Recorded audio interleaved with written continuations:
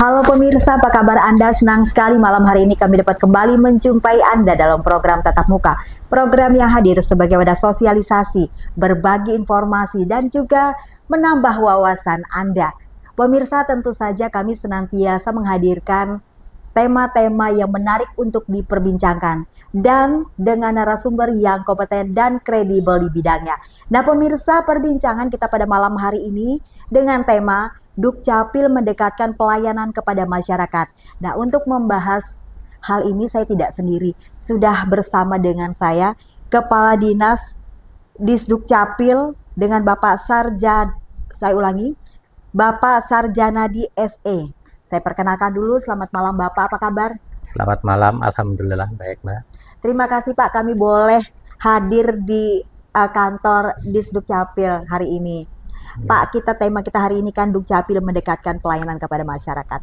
Kita ingin tahu seperti apa sih pelayanan yang diberikan oleh Dinas Kependudukan ini. Kemudian seperti apa juga teman-teman mempersiapkan di era digital seperti saat ini. Dan juga kita ingin mengetahui lebih jauh keterlibatan atau support dari teman-teman sendiri untuk menghadapi pemilu, khususnya dalam bidang pendataan. Pemirsa, jangan kemana-mana, inilah Tatap Muka selengkapnya.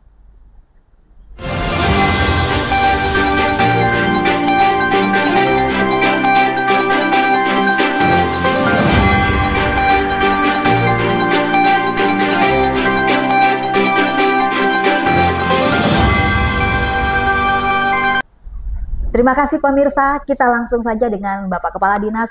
Pak, tadi kita sudah singgung di atas seperti apa sih Dinas Pencatatan Sipil ini mengurusi dalam tanda kutip warganya permasalahan pendataan. Yang menjadi pertanyaan pertama, tugas dan fungsi yang paling urgent di atas ini semua Pak, selain catat-mencatat itu Pak. Dinas Dukcapil Kabupaten Pulang Pisau sesuai dengan tugas dan fungsinya, yaitu memberi pelayanan urusan administrasi kependudukan, yaitu di bidang kependudukan dan catatan sipil.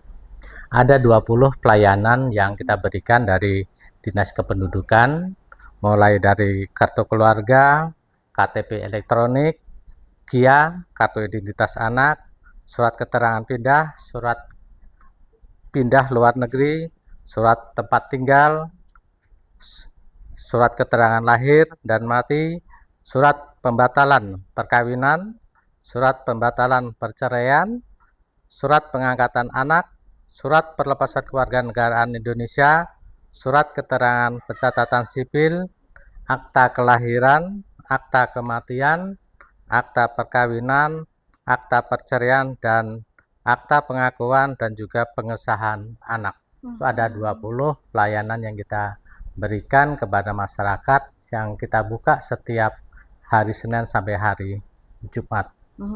Kalau untuk data sendiri Pak, penduduk dari Kabupaten Pulang Pisau ini berapa banyak Pak? Sesuai dengan data yang ada di tahun 2024 ini di triwulan 1 sebanyak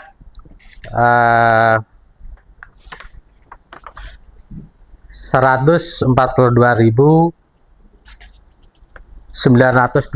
jiwa dari 8 kecamatan yang tersebar di Kabupaten Pulang Pisau. Dari sekian banyak ini Pak, mereka ini terdatanya atau tertib administrasinya seperti apa Pak?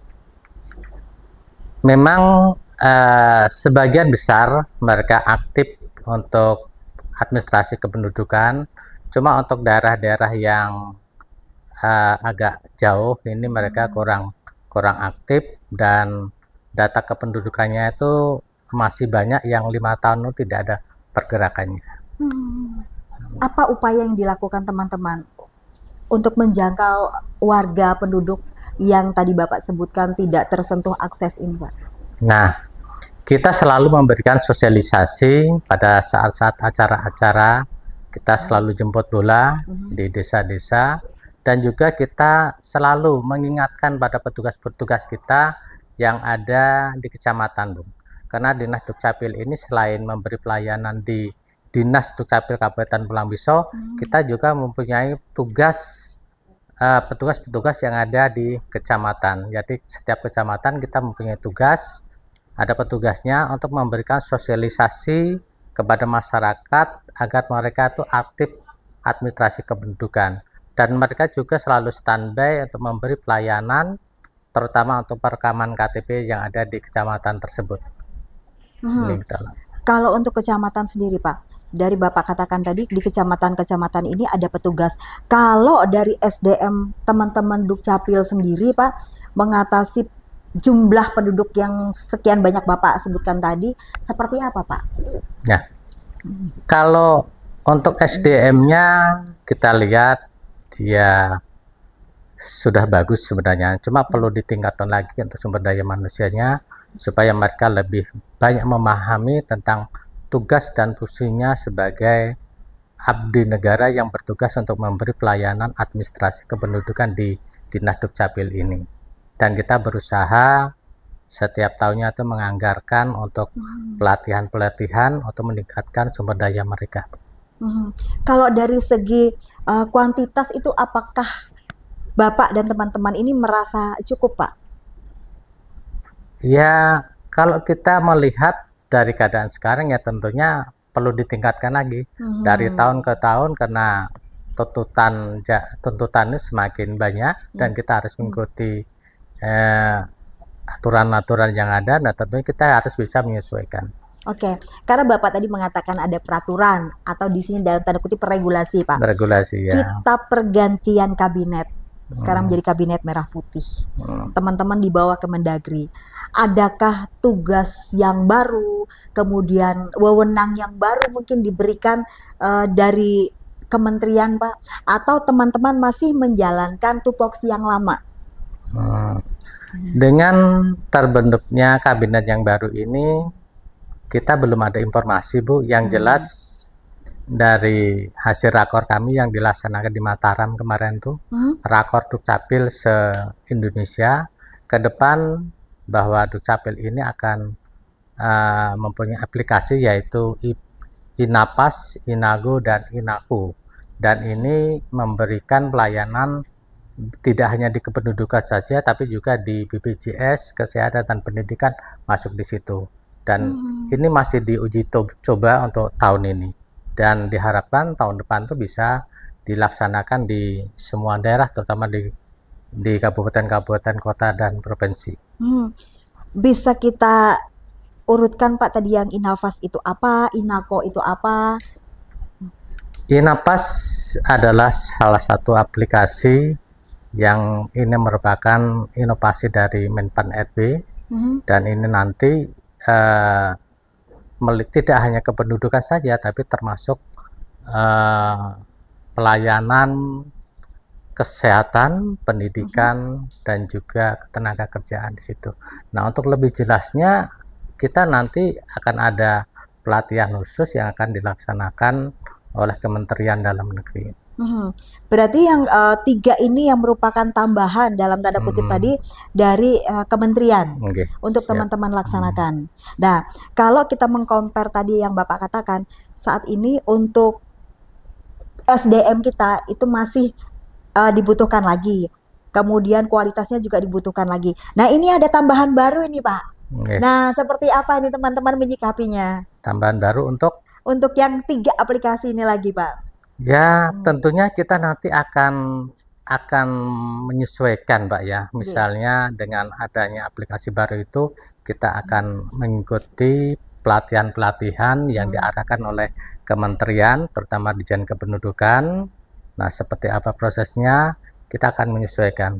Dan saya yakin dari personil-personil yang ada kita ini ya, mau nggak mau harus mengikuti, dan kita upayakan mereka harus bisa.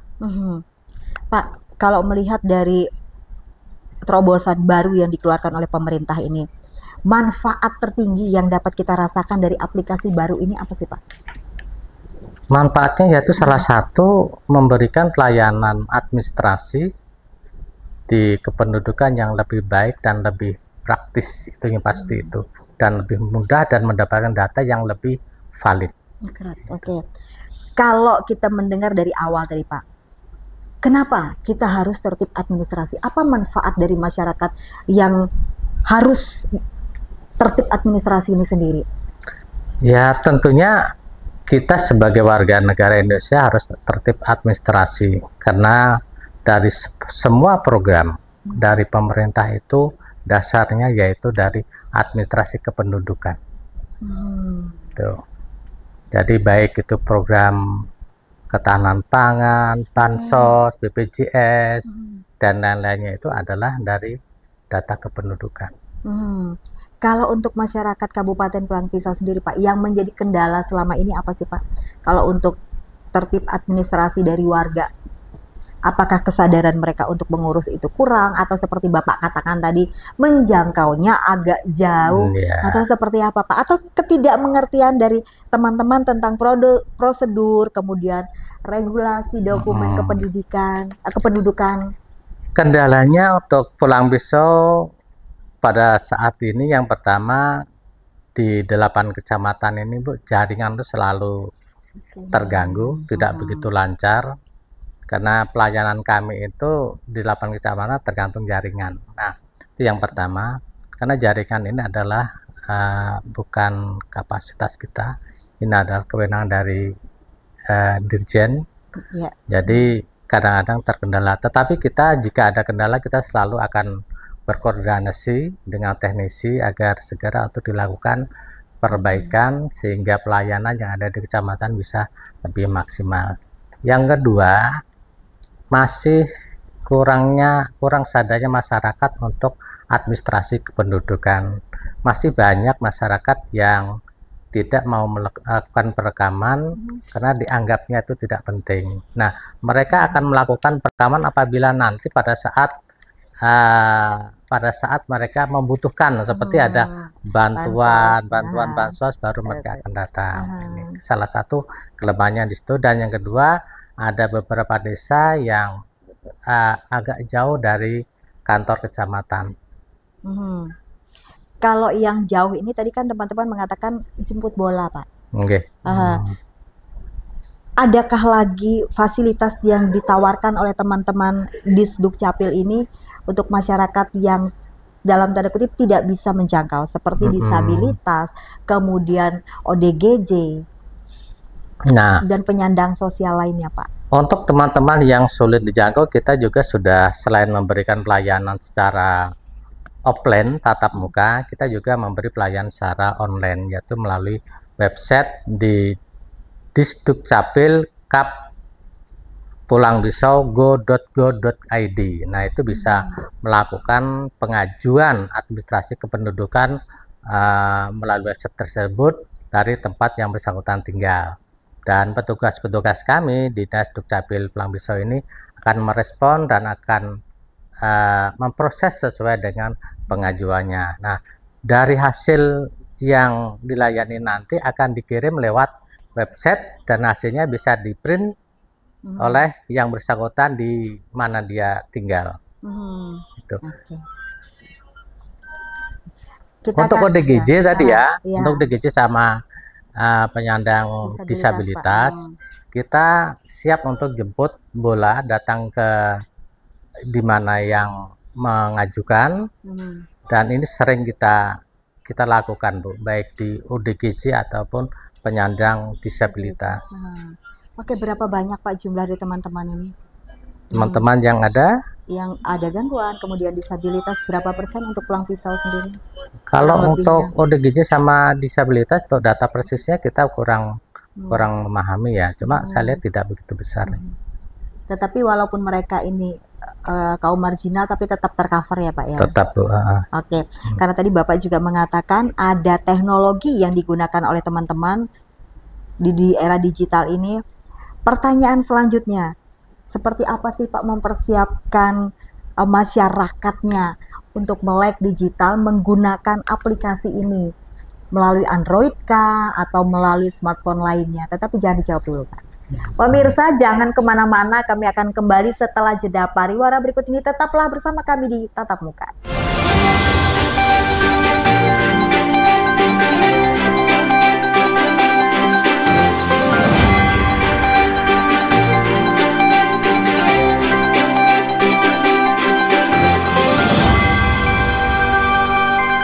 Pemirsa, terima kasih Anda masih bersama kami di Tatap Muka dengan tema kita hari ini, Dukcapil mendekatkan pelayanan kepada masyarakat. Masih dengan Bapak Kepala Dinas Kependudukan dan Pencatatan Sipil Bapak Sarjanadi. Kita lanjutkan tadi Pak, sempat terputus. Seperti apa Pak sosialisasi yang dilakukan teman-teman di era digital ini untuk memperkenalkan yang namanya aplikasi punyanya teman-teman Dinas Kependudukan dan Pencatatan Sipil. Kemudian memperkenalkan webnya. Nah, itu seperti apa Pak? Pertama, Dinas Dukcapil Kabupaten Pulang Pisau selalu memberi sosialisasi pada saat kita jemput bola di desa-desa dan juga jemput bola di sekolah-sekolah untuk melakukan perekaman. Kita juga melalui banner-banner Pak. Di setiap kecamatan itu sudah kita bagikan banner-banner untuk mensosialisasikan bahwa masyarakat itu bisa menggunakan Android-nya untuk pelayanan administrasi kependudukan. Memang tidak mudah, tapi paling tidak ini bisa bisa menambah pelayanan Dukcapil yang lebih baik untuk masyarakat. Oke. Karena Bapak tadi bercerita masalah sekolah nih Pak, untuk pelajar itu seperti apa Pak? Respon dari mereka, kemudian yang sudah 17 tahun diberikan kesadaran untuk memiliki KTP Pak. Karena kan kita ngelihat di media massa beberapa waktu ini, ketika mau pemilu, pemilih pemula, teman-teman itu baru sibuk Pak merekamkan dirinya dan mencatatkan dirinya. Nah, ini seperti apa Pak? Ya, kita sudah beberapa kali melakukan jemput bola di sekolah-sekolah, terutama untuk sekolah yang SLTA SMK dan SMU yang usianya 16 tahun ke atas Pak. Jadi kita jemput bola itu tidak hanya yang usia 17 tahun, tapi 16 tahun. 16 tahun itu bisa dilakukan perekaman, tetapi untuk cetak KTP-nya nanti setelah dia sudah usia 17 tahun. Ini sudah kita lakukan Bu.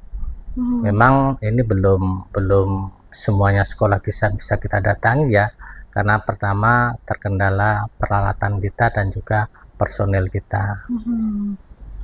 Berarti sudah duluan satu step ini Pak. 16 tahun mereka sudah didata, kemudian ketika 17 mereka lebih mudah untuk mencetak itu. Kalau di Pulang Pisau sendiri Pak, kalau misalnya ada kehilangan KTP dari luar daerah, bisakah teman-teman di sini membantu untuk proses pencetakan Pak? Karena Dinas Dukcapil Kabupaten Pulang Pisau ini tidak hanya melayani masyarakat Kabupaten Pulang Pisau saja Bu, tapi juga melayani masyarakat di luar Kabupaten Pulang Pisau.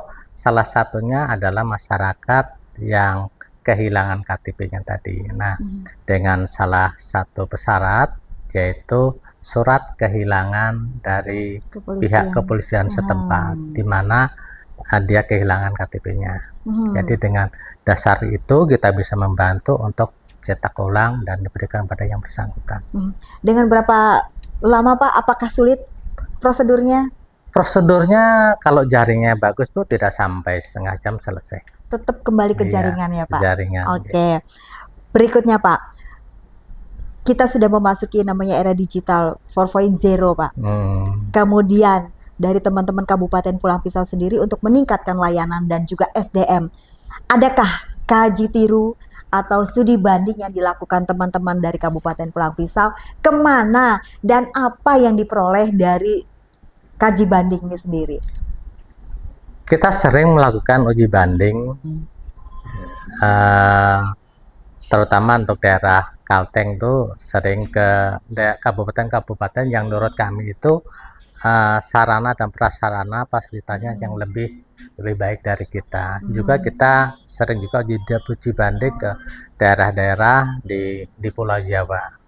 Yang kita dapatkan tentunya banyak Bu ya. Salah satu yaitu perlunya meningkatkan SDM dan sarana dan prasarana. Apa Pak kalau untuk Pulang Pisau sendiri yang saat ini dianggap urgent untuk ditingkatkan kalau melihat dari studi tiru itu tadi Pak atau kaji banding itu?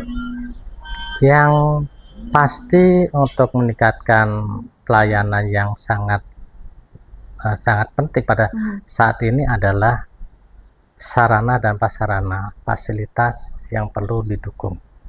Contoh Pak? Contohnya kita perlu jemput bola dengan pelayanan keliling KTP. Tentunya ini punya sarana dan prasarana yaitu mobil keliling, mobil jemput bola. Armadanya ya Pak Armada. ya, infrastrukturnya. Ini yang kita belum saat ini, tapi kita sudah berusaha agar tahun 2025 nanti bisa direspon oleh pemerintah daerah. Karena kita juga sudah memasuki inovasi smart aplikasi. Apa Pak terobosan inovasi yang ditawarkan oleh teman-teman? Saya juga penasaran dengan yang namanya aplikasi IKG itu Pak. IKD. Yeah. Nah itu apa dan seperti apa Pak? Iya, kita juga kita di Dinas Dukcapil dan 8 kecamatan ini Bu, selain memberikan rekaman KTP, juga kita membuat aplikasi IKD. Dan aplikasi IKD merupakan inovasi dari kementerian juga. Dan setiap masyarakat untuk yang melakukan perekaman, mereka wajib untuk membuat IKD, identitas kependudukan digital. Nah, identitas kependudukan digital ini adalah KTP digital yang nantinya akan menggantikan KTP elektronik fisik. Nah, ini dijamin aman. Dan yang kedua, di dalam IKD ini ada beberapa item. Selain KTP juga ada BPJS-nya masuk di situ, ada NPWP, ada kartu keluarga, ada akte kelahiran, ada daftar keluarga. Jadi tidak hanya satu item KTP saja. Dan ini juga sudah diakui baik itu di bidang kesehatan, pendidikan, dan juga bank di bandara sudah diakui pakai IKD tersebut. Kalau misalnya kita tidak membawa fisik nih Pak, KTP atau KK, berarti kita hanya menggunakan IKD menggunakan smartphone. Iya. Atau mungkin kita tidak membawa tetapi kita punya nomor mungkin Pak, apakah bisa? Misal KTP-nya, misalnya Android-nya ketinggalan misalnya nih Pak, apakah bisa ketika kita ke bandara tadi seperti Bapak katakan, misalnya mau check-in, bisakah kita hanya dengan menyebutkan nomor identitas atau seperti apa atau nomor NIK terus dia bisa diklik di situ atau harus tetap membawa Pak? Saya kira lebih baik membawa HP Android-nya ya, karena dengan HP Android ini bisa ditunjukkan di situ. Atau menggunakan scan barcode saat ini Mas? Scan barcode bisa juga. Berarti dalam satu tempat itu beberapa item ya Pak? Iya. Nah, kalau untuk turunannya Kabupaten Pulang Pisau apa Pak yang sudah diluncurkan atau dikeluarkan oleh teman-teman untuk yang digital ini Pak? Untuk aplikasinya? Untuk aplikasi untuk keturunan untuk IKD tadi, selain IKD ya? Yang khusus untuk Pulang Pisau saja? Untuk Pulang Pisau saja kita mempunyai inovasi, yaitu Leka Fakat, layanan Teluk Kartu, dan Epat Kakta. Nah, apa ini Pak? Nah, bisa dijelaskan ini Pak? Ini dalam artian kita memberi pelayanan 3 kartu dan 4 akte. Nah, 3 kartu itu yaitu KTP, kartu tanda penduduk, kartu identitas anak, dan kartu keluarga kartunya. Nah, untuk 4 akte yaitu pertama akte perkawinan, akte perceraian, dan akte kematian, dan akte kelahiran. Ini ada 4, dan ini kita pada saat kita jemput bola di desa ini kita beri pelayanan kepada masyarakat. Saya penasaran Pak, seperti apa kepatuhan masyarakat terhadap perubahan data, karena di sini ada berbicara tentang kelahiran dan kematian Pak, kemudian juga mungkin pindah. Nah, seperti apa masyarakat ini menanggapi ini bahwa pentingnya melakukan update atau validasi data? Nah, untuk pindah data saya lihat sudah cukup bagus Bu. Jadi setiap bulannya tuh untuk pindah data selalu kita rekap ya. Kita rekap, dan rekapan ini kita sampaikan kepada pemerintahan desa melalui kantor kecamatan yang ada di 8 kecamatan. Sehingga kepala desa dan juga pihak kecamatan itu mengetahui warganya yang keluar dari desa dan yang masuk dari desa.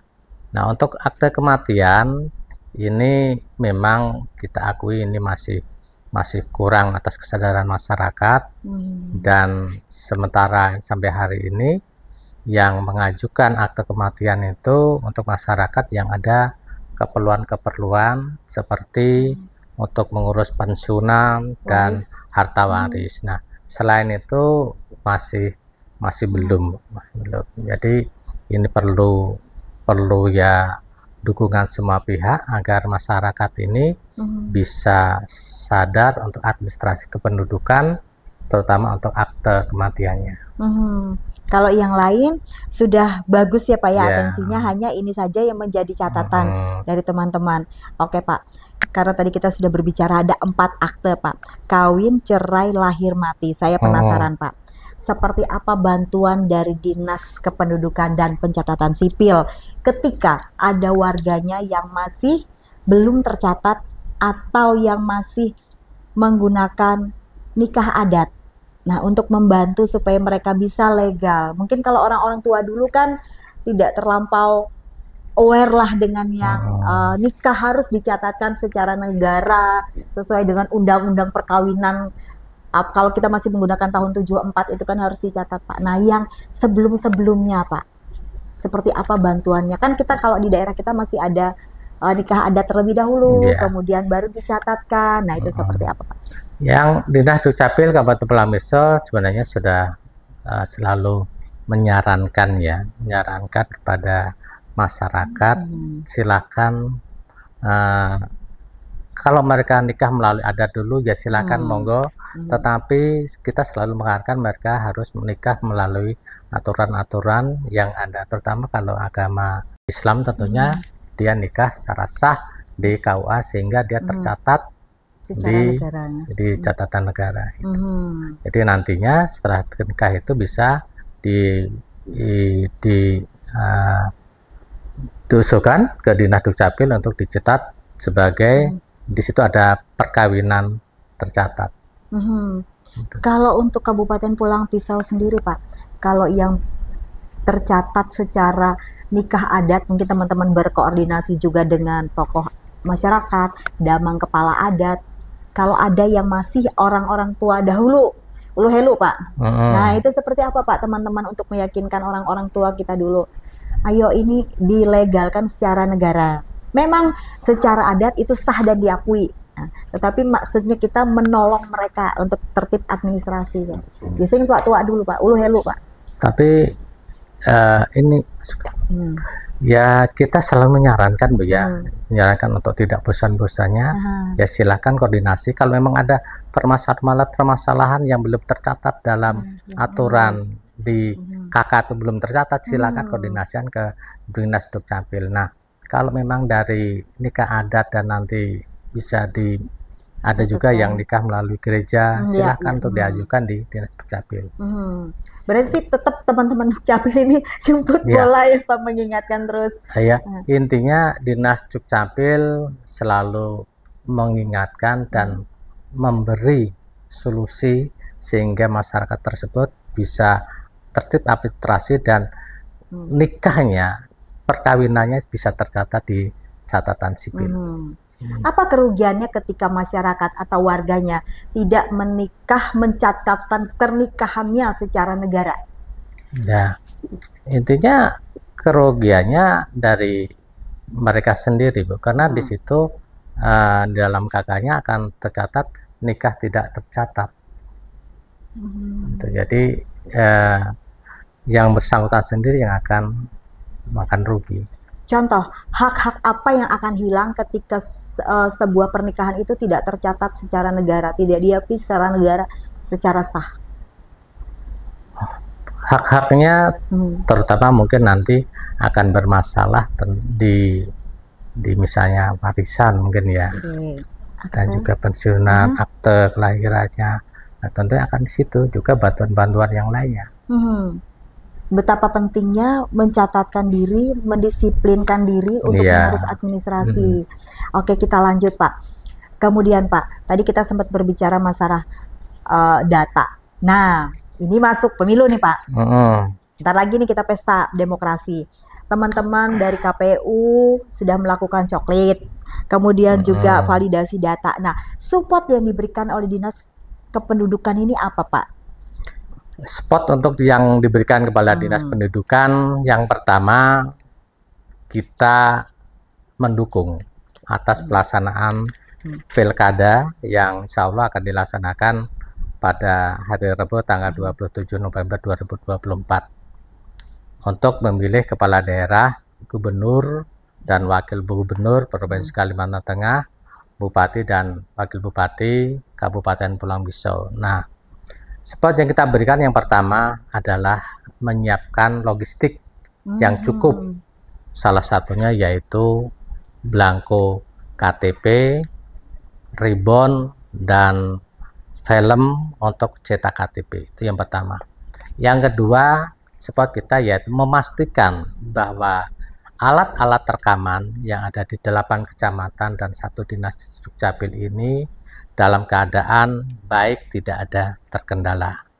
Dan yang ketiga adalah kita mau selalu mengingatkan kepada petugas-petugas kita yang ada di kecamatan untuk selalu standby untuk memberi pelayanan kepada masyarakat, terutama menghadapi pilkada untuk pemilih pemula ya, pemula yang baru berusia 16-17 tahun. Dan yang ketiga adalah, yang keempat, kita selalu berkoordinasi dengan KPU juga Banwaslu untuk memvalidasi data-data yang diajukan dari KPU, dan kita selalu menyupport dan hasilnya kita sampaikan dalam waktu yang tidak begitu lama. Kalau untuk yang seperti Bapak katakan tadi kan ini ada validasi. Selama ini seperti apa Pak? Apakah masih banyak atau berapa persen Pak yang dia terdaftar di DPT tetapi tidak punya KTP, atau sebaliknya? Atau pindah domisili tidak lapor?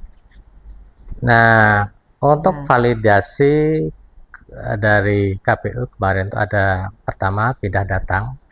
Nah, pindah datang seperti yang saya sampaikan dengan yang tadi, bahwa kita Dinas Dukcapil ini memberi rekapan untuk masyarakat yang pindah datang, dan ini kita sampaikan kepada pemerintahan desa melalui kecamatan dan juga dari Bawaslu.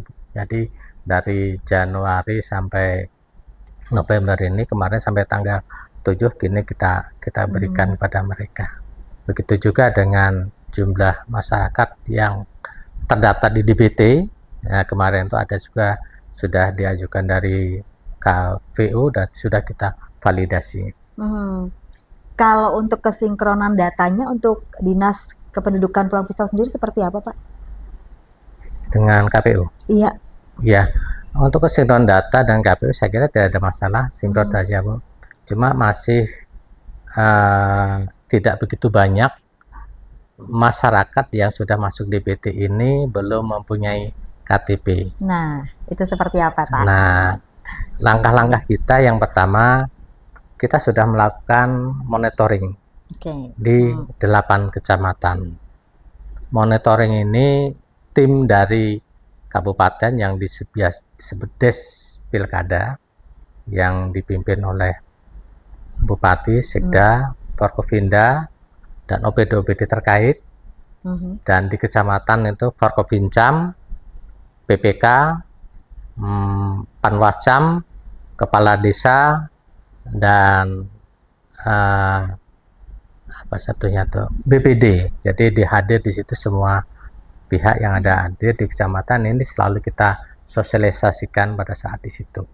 Dan yang kedua juga kita sudah menyampaikan melalui grup-grup kepala desa dan camat himbauan dari kami agar masyarakat yang sudah terdaftar di daftar pemilihan tetap dan belum melakukan rekaman agar bisa melakukan rekaman di kecamatan terdekat. Adakah deadline-nya Pak? Sampai kapan Pak mereka harus sudah clear semua data? Kita mengharapkan pada hari hanya nanti semuanya sudah clear, karena sesuai dengan arahan kementerian juga kita pada hari hanya nanti tanggal 27 November tersebut kita Dinas Dukcapil Pulang Pisau termasuk di 8 kecamatan tetap standby memberi pelayanan. Sampai hari masih ya Sampai Pak? kita tetap buka memberi pelayanan. Ini arahan dari Ibu Dirjen. Kalau yang untuk domisili saja Pak, apakah bisa dilayani? Untuk domisili, kan banyak tuh Pak masih masyarakat yang menggunakan domisili dulu, belum. Domisili kita di sini tidak surat keterangan itu ya domisili ya. Surat keterangan domisili. Kita sekarang sejak bulan Juli itu tidak menggunakan surat keterangan, Bu. Surat keterangan itu domisili itu diberikan apabila logistik kita tuh tidak ada atau kosong. Nah, untuk saat ini logistik untuk Blanko sama Ribon sudah cukup. Jadi kita tidak mulakan. Jadi yang sudah rekaman, nah langsung kita cetak KTP-nya. Infrastrukturnya lengkap berarti sudah di sini ya Pak. Oke, kalau untuk ASN Dukcapil yang smart seperti apa Pak rencana ke depan, kemudian program ke depan dari teman-teman? Rencana Dukcapil Kabupaten Bangso ke depan program kita yaitu pertama kita akan memfokuskan pelayanan, terutama pelayanan online yang akan kita fokuskan Bu, sehingga nantinya pelayanan untuk administrasi kependudukan ini tidak harus masyarakat datang langsung ke Dukcapil, tapi bisa dilakukan di rumah. Ini harapan kami. Yang kedua, kita jemput bola. Kita akan jemput bola di desa-desa, terutama juga pada saat hari-hari pasar, karena di sini biar di kecamatan ada pasar mingguan. Nah, harapan kami nanti kalau kita mempunyai sarana dan prasarana mendukung, kita akan jemput bola setiap hari pasar.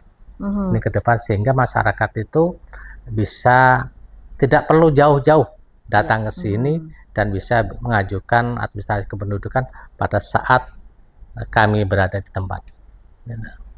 Kalau tadi Bapak mengatakan jemput bola, kalau untuk daerah Pulang Pisau sendiri Pak, itu kan agak-agak banyak airnya ya Pak, banyak sungai. Lah kemudian untuk teman-teman transportasi ke sana ke daerah-daerah yang di dalam-dalam itu seperti apa armada yang disiapkan Pak?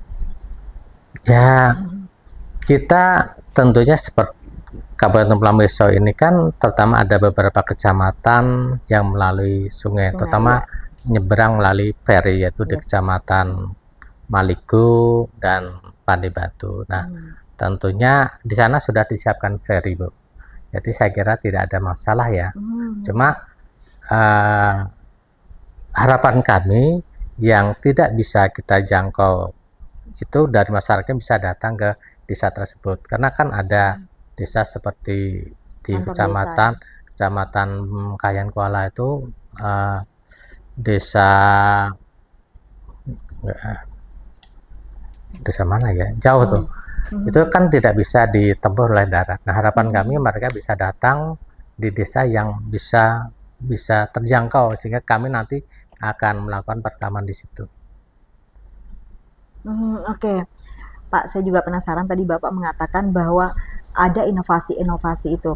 Ada beberapa daerah yang mungkin sudah menggunakan ini Pak, pelayanan khusus bagi warga merekam EKTP plus ada golongan darahnya itu Pak. Nah ini seperti apa Pak, terobosan atau program-program dari teman-teman Kabupaten Pulang Pisau? Memang setiap rekaman itu kita memberi rekaman sesuai dengan prosedur dan juga salah satu syaratnya atau rekaman itu kan kartu keluarga Pak. Kartu keluarga ini salah satu, dan kartu keluarga ini untuk memastikan nama yang bersangkutan, tanggal, bulan, dan tahun yang bersangkutan. Nah, di situ untuk KTP kita belum bisa menentukan itu golongan apa. Nah, kecuali ada informasi yang bersangkutan. Informasi yang besar yang melakukan perekaman, Pak, saya golongannya ini. Baru dimasukkan. Karena kita belum ada alat atau petugas untuk mengecek golongan darah. Jadi sampai saat ini ya dari yang bersangkutan sendiri menyampaikan atau dikosongkan seperti biasa. Rata-rata kan selama ini kita hanya mengosongkan kalau tidak ada informasi dari yang bersangkutan. Nah, karena kita hanya memberi pelayan administrasi kependudukan untuk golongan itu bukan kewenangan dari kami. Oh begitu. Karena memang ada beberapa daerah yang sudah menggunakan ini Pak, Pagoda ini merekam KTP plus golongan darah yang merupakan hasil inovasi. Kemungkinan juga tidak menutup kemungkinan nanti next ke depan Pulang Pisau juga bisa melakukan ini. Karena kan ini sangat urgent Pak, ketika orang butuh darah kan ngeliat di KTP udah tahu dia golongan darahnya apa. Kemudian Pak, kita lanjut lagi yang tadi belum terjawab Pak. Seperti apa ASN yang smart untuk kedepannya? Harapannya peningkatan SDM dari teman-teman di Dukcapil. Ya, kita mengharapkan dari ASN yang ada di Dukcapil ini kedepannya, pertama untuk meningkatkan kinerja, tentunya menyesuaikan dengan tuntutan zaman. Jadi kita selalu belajar, selalu membuat inovasi. Salah satu tujuannya yaitu untuk memberi pelayanan yang lebih baik terhadap masyarakat. Dan kita selalu berusaha agar kepercayaan masyarakat itu lebih baik, lebih baik dari sekarang untuk Dinas Dukcapil. Ini sehingga kita selalu membuat inovasi pelayanan yang lebih baik lagi dari sekarang. Memang kita menyadari bahwa suatu pelayanan itu walaupun kita sudah maksimal memberi pelayanan, tentunya masih ada hal-hal yang kurang. Itu sudah